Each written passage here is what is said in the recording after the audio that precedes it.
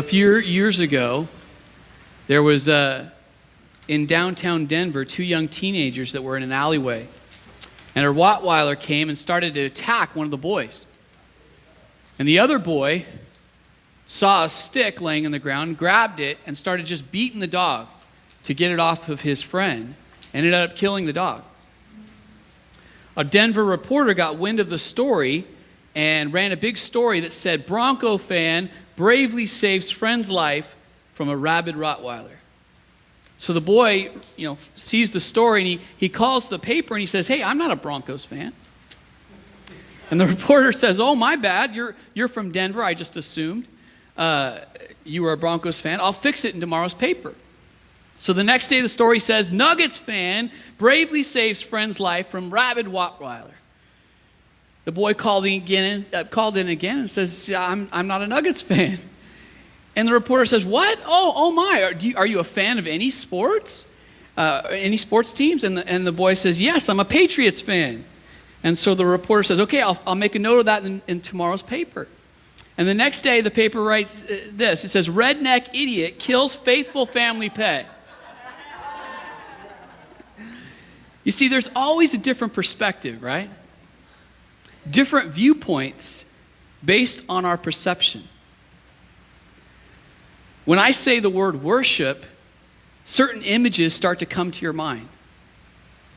You think a certain way. This is worship. Someone else is saying, no, this is worship.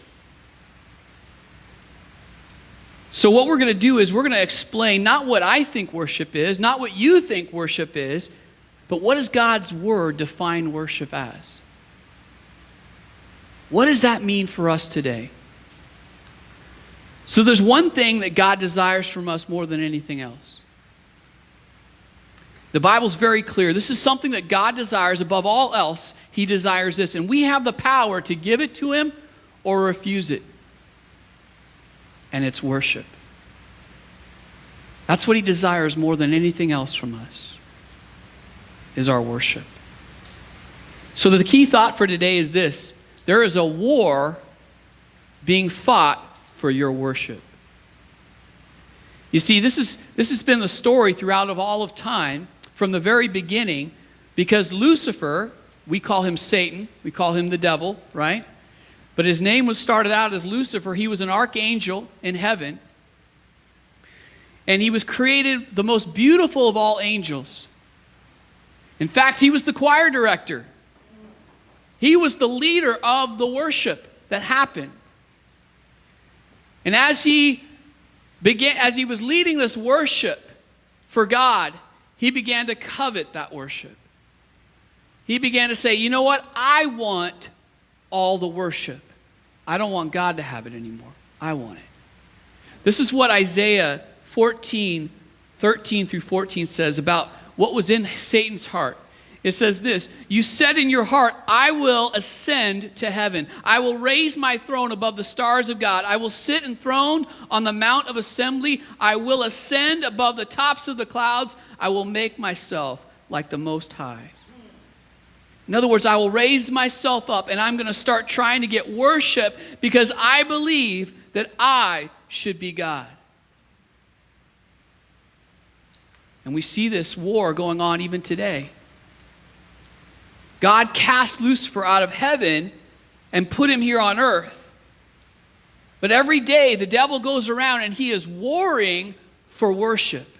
He wants our worship. Just like he wanted the worship of those angels in heaven, he wants our worship. We see that played out in Jesus' life. The devil took Jesus to a very high mountain, showed him all the kingdoms of the world and their splendor, and he says, all this I will give to you, he said, if you will bow down and worship me. You see, the devil wants our worship. He's warring for that. He wants to steal it away from God, and he wants it for himself. Why is this so important? Why are we talking about this? Why is worship so important? And the number one reason is because you and I are worshipers. You see, we were designed to worship. You see, God designed you and I to be in a relationship with Him where we would worship Him. That's why we're here. But you know the interesting thing is that God didn't just want robots, right? How many of you have a CD player or something and you turn on a worship CD, right? You just push play and worship, right? That's how it works. God doesn't want that. He doesn't want to push a button and we just start worshiping, right? He wants us to choose to worship Him. And so what He did is He gave us the choice. He says, I want you to worship me because you want to, not because I force you. And He gave us the choice of whether we would choose to worship Him.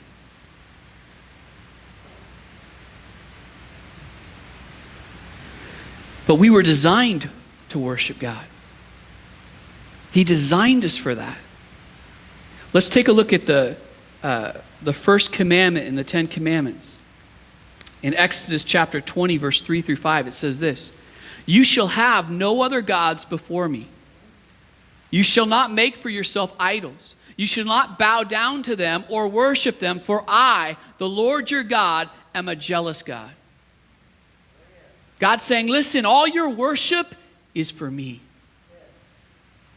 It's not for anything else. It's for me. I give you the choice, but you were designed to worship me. He seeks our worship. He craves and desires us to worship Him. Even though we're designed to worship God, God gave each of us the ability to choose whether we would worship Him or not. And here's the thing, when we choose to worship anything else, what we're doing is by default, we're worshiping the devil. When we worship idols, we're choosing Him instead of God. Yes. Now here's the thing. When we don't worship God, we end up worshiping something else. Why? Because we were designed for worship. That's how God built us. We will worship something because we were designed for worship. The question is, what are you worshiping? Now, not many of us would claim to worship idols or the kind of idols that they had back in the Bible times. I don't think there's many of us here who have a statue that we would bow down to and worship like they did in Bible times. In our modern times, that's not kosher, if you will. That's just not, we don't think that's really makes a lot of sense, right? For most of us. But here's the thing, idols come in many forms. Idol worship doesn't have to be a statue that you bow down to. An idol is anything that takes your passion and your priority away from God.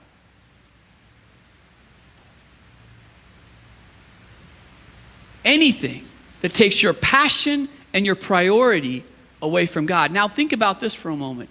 Take that definition and begin to examine your life, and suddenly you realize, wait a second, maybe I struggle with idols. Maybe I struggle with idols. Because there are things that I'm more passionate about than God. There are things that take priority over God in my life.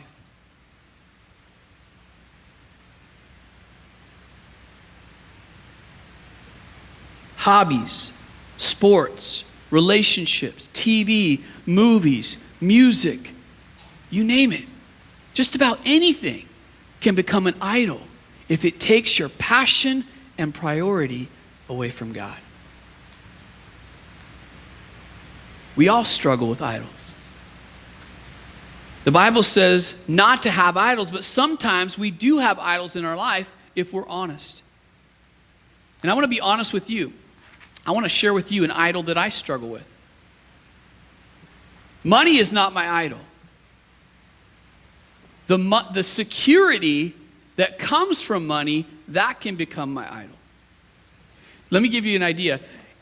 How many of you, I would say most of you, if I said, What would you daydream about if somebody said, hey, what would you do with $5 million? Most of you would be like, oh, dude, I'd go buy an island, or man, I'd buy a yacht. I'd sail around the world, man. You'd have these big purchases that you would make, right? I'd build a mansion. You want to know what my daydream is when I think about having $5 million? It's putting it in a savings account that has about a 5% interest rate, and then living off of that interest rate for the rest of my life. Now that sounds crazy, right? What are you doing, Pastor? What are you talking about? You have $5 million. Why are you going to put it in a bank account? Because I crave the security that comes from having that money in that bank account. And that's something that I have to struggle with, or that's something that I struggle with. I have to wrestle with that sometimes. I have to convince myself. Whenever I start going through financial trouble, that's what I start daydreaming about. Man, if I only had $5 million, I could put it in that savings account, get 5% interest, I'd have $250,000 a year. I could totally live off of that, right? I'd be living large anyway, and I would have it for the rest of my life. I wouldn't have any more problems. And you know how many times God's spoken to me and just said, John, you don't need to be putting your trust in your bank account. You need to put your trust in me. I'm your provider. That security that you crave, you need to have it in me, not a bank account. You see, that's why it's an idol, because I'm putting my trust in a bank account instead of God. You know what story gets me sometimes? Is the rich young ruler. I keep thinking, gee, God, couldn't he just keep a little bit? Give you 90%, keep 10, put it in a bank account, live off the rest? But that's an idol that I struggle with. That's security. No, don't get me wrong. There's nothing wrong with savings account. That's a really good thing. But if it takes the priority away from God, if it steals my trust and my passion away from God, to where I'm trusting more in that bank account than I am Him, that's an idol.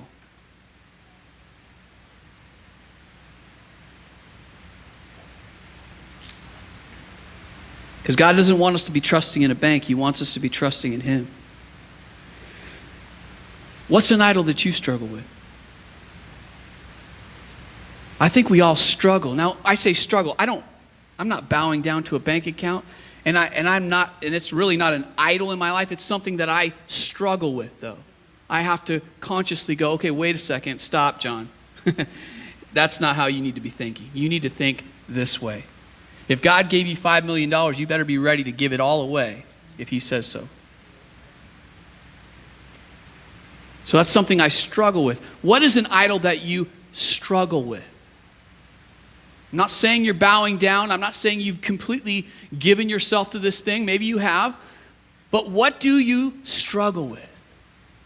What steals your passion? What steals your priority away from God? A better way to say this is, what do you worship? What is most important in your life? If you don't know how to determine what that is, I'm going to make it real simple for you. Open up your checkbook and see where you spend your money. Whatever is important to you will certainly be found in there. There's a lot of us in here who say, I worship God. However, we open up our checkbook and it's going to become very obvious. Do I give God first, or do I give Him my scraps? What takes priority over Him in my checkbook? Now, when we talk about this, when it comes to God, it's not that God has to be the biggest number in your checkbook, but is He the priority in your checkbook? In other words, you don't have to give Him, the biggest amount. God doesn't ask for that. He asks for 10%. And He says, you take care of, you deal with the 90. That's yours. I want 10. It's not about the amount. It's the priority. Is he a priority?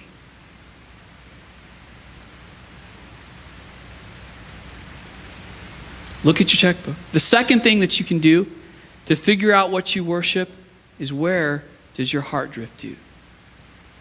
When you're idle,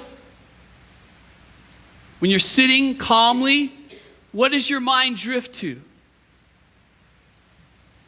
Because that's going to begin to reveal to you where you're passionate. What you're passionate about. Now, it's okay to be passionate about other things. I'm passionate about things. But does that take the place of God? Does that take the priority away from God?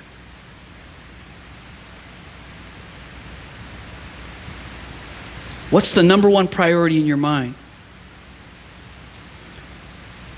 Some of us, we worship the thought of relationship. We think, man, if I was just married, if I just had a relationship. I struggled with that one when I was younger.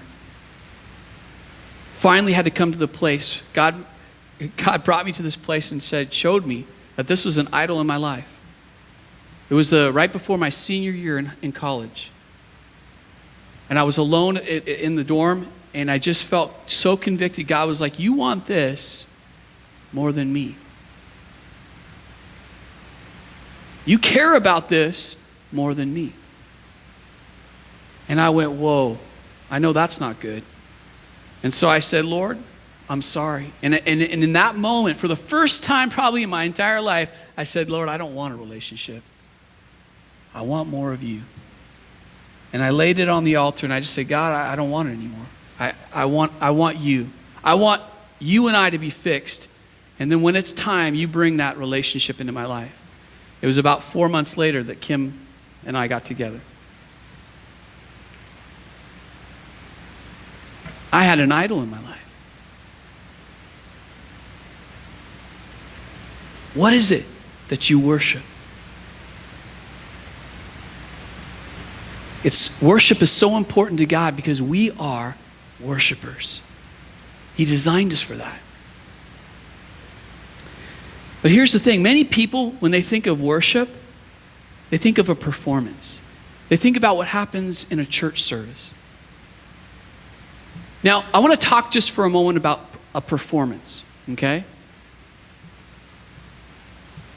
In a performance, there's 3 important players. And the first player is the audience, right? In every performance, there's an audience. Now, this player, the audience, gets to decide some things, right? They can clap, they can boo, they can participate, or they can not participate.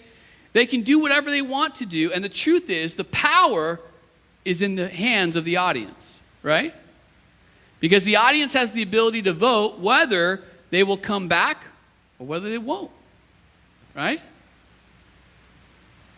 Well, the audience is kind of the power position, but the second player would be the performer, right? Now, the performer comes on stage and they give their performance. The audience is determining, is this a good performance, right?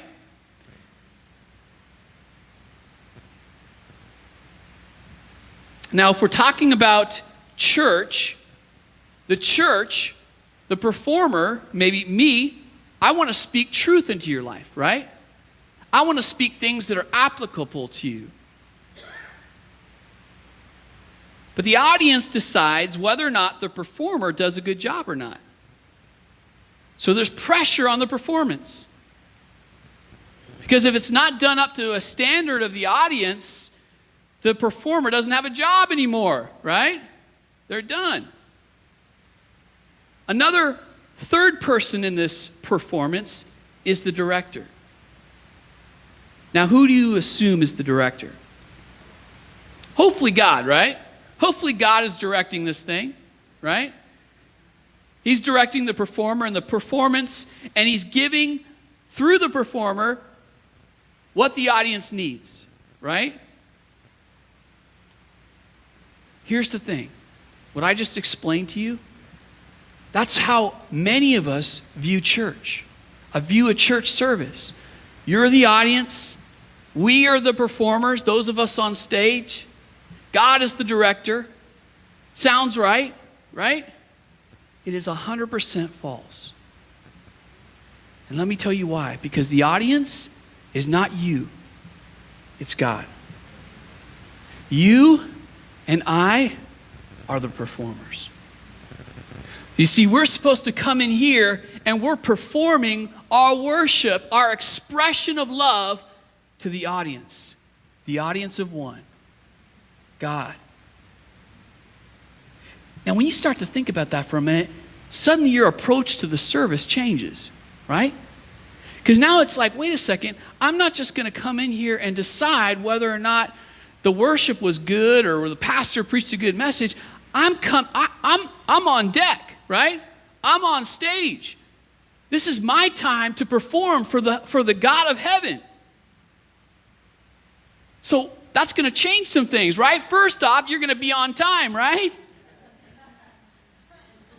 Because, you don't show up to a performance late, right? You don't walk in late on stage. Sorry, everybody. Doesn't work. You're going to be on time because he's important, right? You're going to make sure your heart is right.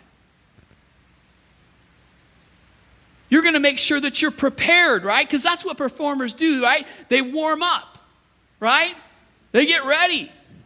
So you're not going to just slide in at the last minute. You're going to come prepared in your heart.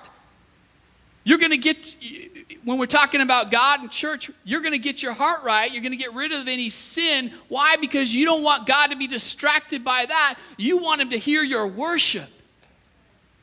You don't want him to be going, no, I don't want to hear about your worship right now. I want to deal with what's in your heart. You see, you're on deck. You're on stage. This is your moment to shine for him, to perform for him. It's not, you see, we approach church backwards. We think we come into a church service, we're the audience. We're just going to let everything happen up on stage. That's not how it works. You're here to perform for him. You know what the people on stage are what their job is? To help lead you in your performance. That's all we're here for. Changes your perspective. When you sing songs, it's not about whether you like this song or that song. This is about you singing for your God. What has he done for you?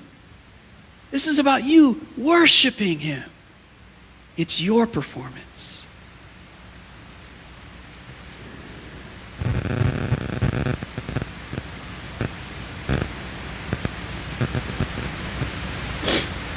So you might ask, how do I worship God?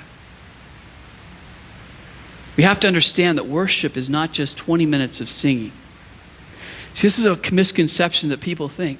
They think that worship, when we say worship, it's talking about that 20 minutes that we just had, right? With Pastor Kim up here and the band up here, and we sang, hey, that was worship, because we call it worship, right? And it is worship, but it's not the only thing that worship is. You see, worship is really a lifestyle. It's how we live our life.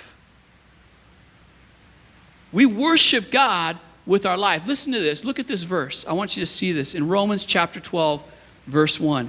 It says, therefore I urge you, brothers, in view of God's mercy, to offer your bodies as living sacrifices, holy and pleasing to God. This is your spiritual act of worship. Notice it didn't talk about singing. It didn't say anything about singing. It didn't even say anything about Sunday morning. Right? Let's read it again. It says, therefore I urge you, brothers, in view of God's mercy, to offer what? To offer your bodies as living sacrifices, holy and pleasing to God. How do we worship God? We worship God by giving him our life. by how we live. Now here's the thing. You learn to worship God by answering this question: who is God and what has he done? What has he done for you? Because the verse says this: in view of God's mercy. Think about that for a moment. What's he talking about? He's talking about how Jesus came down to this earth and sacrificed himself on that cross for you and for me, so that we could be forgiven of our sins. Think about all the things in your life that you've been forgiven of. Think about all the things that God has done in your life. And that's what Paul is saying. He's saying, listen, in view of all that, worship. Worship. What has God done for you? What has he forgiven you of? When I think of all the sins God has washed me of, I'm in awe. I didn't deserve his forgiveness. I didn't deserve his love. You know what, for me, I didn't have a huge background of sin and worldliness. I got saved when I was 5, so I didn't have much time for that. But what happened is, throughout my life, God has always been there. He has always been a presence. I remember the first time I ever experienced him. I was sitting in a swing set. I was all by myself. I didn't have any friends with me. And I felt like I should feel lonely, but I didn't. And I didn't understand why. And I started to think about it. I'm literally like 6 years old, by the way. I'm sitting here thinking about going, why don't I feel alone? And I started to really think, and I realized, because I feel like there's somebody here. And for the first time, I realized he was here. He was with me. When I should have felt alone, I wasn't. You know, that's been the theme of throughout my life. When I feel like I should be feeling alone, abandoned, whatever, I'm not. God is always there. So I have a reason to worship. When my parents passed away, each one, now I don't have any parents here on earth. I don't have any. I have Kim's parents, but I don't have any parents. And that's hard. It's scary. I don't have anybody to turn to on earth. But I keep remembering, I've got him. He is here. I'm not alone. He's with me. When I can think about those things, my natural response is to worship. And that's what Paul is saying. Listen, in view of God's mercy, in view of all the things he's done for you, your natural response is to worship. Is to give him everything in your life. To live a life that pleases him. That's just a natural response. How many of you ever seen somebody yawn? And what happens? It's chain reaction. You yawn, right? Everybody's yawning all of a sudden. Nobody understands why that is. You know, I don't think they've actually figured that out. I think there's some theories out there, but nobody's figured that out. Why do we do that? I don't know. When I scratch my head, you don't scratch your head. Why does it when we yawn, everybody yawns? It's a natural response, though. And that's what Paul is saying here. This needs to be a natural response from you because of everything that God has done for you. Because of everything that he's forgiven you for. Your natural response is to give your life to him and live in such a way that pleases him, that worships him.